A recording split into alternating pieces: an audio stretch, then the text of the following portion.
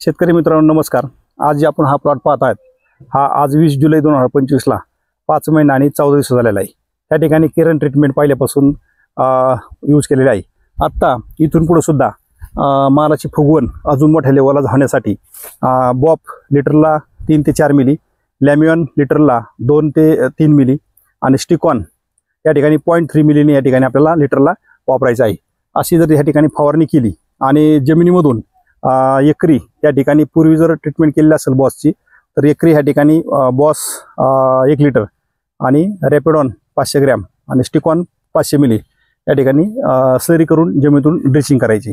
यामुळं आपल्याला जमिनीमध्ये प्रचंड प्रमाणात मुळी डेव्हलप होईल आणि टाकलेले जे काही ऑक्साईड फॉर्ममधले जे काही NPK असतात ते 100% फॉस्फरस आणि पोटॅशचं प्रमाण आपटेक होऊन पाहिजे ती क्वालिटी आपल्याला या ठिकाणी मिळणार आहे। तसेच या ठिकाणी वरून फवारणी केल्यामुळं या ठिकाणी कसल्या अन्नद्रव्याची डिपेन्सी न होता माल फुगवण क्षमता फॉस्फरस पोटॅशचं प्रमाण भरपूर आपटेक होऊन या ठिकाणी साईज आपल्याला जबरदस्त उचलणार आहे।